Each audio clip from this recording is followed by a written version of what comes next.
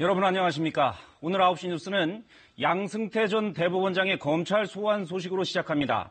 전직 대법원장이 피의자로 검찰에 소환된 건 헌정사상 처음입니다. 양 전 대법원장은 검찰 출석 직전 기자회견에서 이번 사태에 대해 책임을 지겠다면서도 부당한 인사 개입이나 재판 개입은 없었다고 말했습니다. 첫 소식 이승재 기자입니다. 예고한 대로 양 전 대법원장은 검찰 출석에 앞서 기자회견을 열었습니다. 대법원 청사 앞에서였습니다. 국민 여러분께 이렇게 큰 심려를 끼치던 데 대해서 진심으로 송구스러운 마음입니다. 대국민 사과로 회견을 시작한 양 전 대법원장은 사법농단 의혹에 대해선 책임을 지겠다고 말했습니다. 이 모든 것이 저희 부덕의 소치로 인한 것이고 따라서 그 모든 책임은 제가 지는 것이 마땅하다고 생각합니다. 사법농단 사태로 법원의 신뢰가 무너진 것을 의식한 듯 법관들을 믿어달라고 호소했습니다.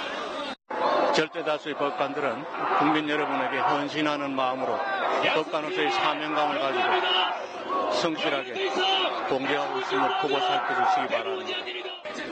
그러면서도 이번 사건과 관련된 법관들도 법과 양심에 반하는 일은 하지 않았을 것으로 믿는다고 말했습니다. 회견 뒤 이어진 기자들 질문에선 자신에게 쏟아진 혐의를 전면 부인했습니다. 부당한 인사 개입이나 재판 개입은 단연코 없다고 말씀하셨는데 여전히 같은 입장이신가요? 그건 변함없는 사실입니다. 기자회견을 마친 양 전 대법원장은 바로 검찰에 출석했습니다. 수사 착수 7개월 만입니다. 양 전 대법원장이 검찰에 출석한 뒤 김명수 대법원장은 국민 여러분께 죄송하다고 밝혔습니다. KBS 뉴스 이승재입니다. 검찰에 대한 수사 혹시 시작이 되면 받으실 의향 있으십니까? 검찰에서 수사를 한답니까? 문건이 나온 거랑은 전혀 다른 문제지 않습니까? 예, 자꾸 말꼬투리를 잡고 그렇게 질문하지 마시고. 네, 지난해 6월 1일이었죠. 이른바 놀이터 기자회견입니다. 어떠십니까? 좀 권위적이죠. 특권 의식도 느껴집니다. 7개월 만에 다시 카메라 앞에 선 양 전 대법원장. 오늘은 좀 위축돼 보였습니다. 하지만 권위적인 특권 의식은 여전했습니다. 검찰 출석 전 풍경 최은진 기자가 전해드립니다. 8시 59분. 양 전 대법원장이 탄 검은색 승용차가 도착합니다. 장소는 스스로 정한 대법원 청사 앞. 시위대와 취재진이 한꺼번에 몰리면서 일대가 아수라장이 됐습니다. 만일의 사태에 대비해 동원된 경찰만 1000여 명. 우산까지 준비해 혹시 모를 계란 투척에도 대비했습니다. 자신이 근무했던 대법원을 올려다보는 양 전 대법원장. 굳이 여기서 입장 발표하신 이유가 어떻게 되십니까? 전 인생을 법원에서 근무한 사람으로서 수사를 하는 과정에서 법원을 한번 들렀다가 가고 싶은 그런 마음이었습니다. 4분 반 동안 이어진 대법원 청사 앞 기자회견에선 지난번 놀이터 기자회견 때와는 달리 긴장한 표정이 역력했습니다. 검찰 출석 시간이 다가와서 바로 길 건너 서울중앙지검으로 가는 길은 차량을 이용했습니다. 들어가! 검찰 청사 앞엔 보수단체 회원들이 모였습니다. 2분 만에 도착한 검찰 청사. 헌정사상 처음 전직 대법원장이 피의자 신분으로 검찰 포토라인 앞에 나섰지만 인사 불이익 조치가 결단코 없다고 하셨는데 지금도 그 생각 변화 없으십니까? 스스로 공언한 대로 취재진에게 아무 말도 하지 않았습니다. 놀이터 회견 뒤 7개월 만에 국민 앞에 선 양 전 대법원장. 포토라인을 지나쳐 청사로 들어가기까지는 단 13초가 걸렸습니다. KBS 뉴스 최은진입니다. 그럼 조사는 지금 어떻게 진행되고 있을까요? 서울중앙지검을 연결해 봅니다. 이지훈 기자, 검찰이 브리핑에서 오늘 조사가 8시쯤 마무리될 것이다 라고 하던데 조사가 끝났습니까? 네, 양승태 전 대법원장이 조사를 받은 지 벌써 12시간이 다 돼갑니다. 양 전 대법원장은 변호인 2명과 함께 조사를 받았는데요. 조금 전인 8시 40분 조사가 마무리돼 지금은 조서를 검토하고 있는데 자정 무렵에는 조사실을 나설 것으로 보입니다. 조사는 중앙지검 15층에 마련된 영상녹화 조사실에서 이뤄졌는데요. 양 전 대법원장보다 연수원 30년 후배인 특수부 부부장들이 조사를 맡았습니다. 양 전 대법원장은 묵비권을 행사하고 있지는 않습니다만 혐의 내용은 대체로 부인한 것으로 알려졌습니다. 기억이 나지 않는다. 실무진들이 한 일에 대해서는 알지 못한다. 이렇게 말한 겁니다. 네. 조사는 일단 끝났군요. 양 전 대법원장의 혐의가 수십 개나 된다고 하는데 오늘 조사는 어떤 부분에 집중됐습니까? 네, 양 전 대법원장이 받고 있는 혐의는 40여 개인데요.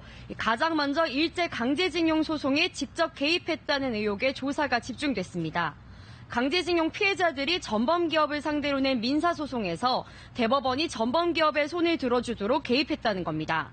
오후 4시쯤부터는 판사 블랙리스트를 만들어 인사 불이익을 줬다는 의혹에 대해 양 전 대법원장의 진술을 들었습니다.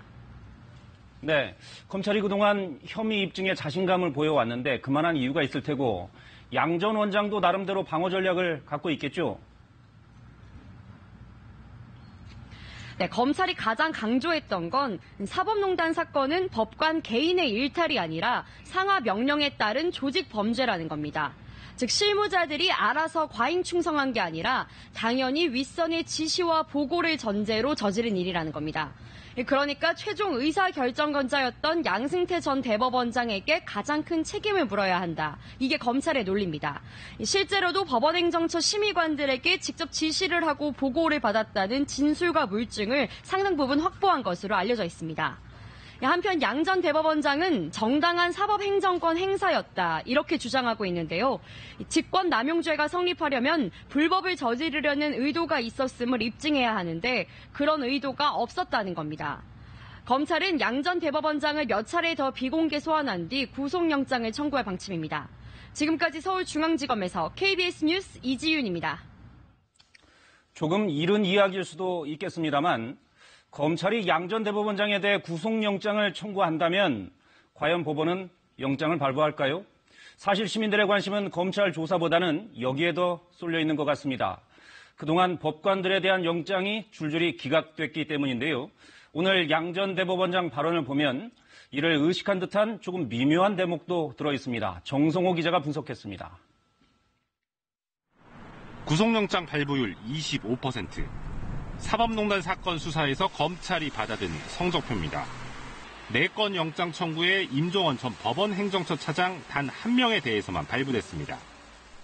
특히 발부 가능성이 높아 보였던 박병대, 고영한 전 대법관에 대한 영장도 나란히 기각됐습니다. 압수수색 영장은 수사 중반까지 기각률이 90%가 넘었습니다.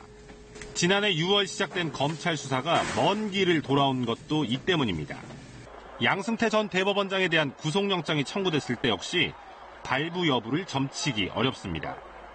양 전 대법원장도 마치 이를 의식한 것처럼 미묘한 발언들을 쏟아냈습니다. 우선 후배 법관들을 감싸 안는 발언. 법관들이 많은 상처를 받고 조사까지 받은 데 대해서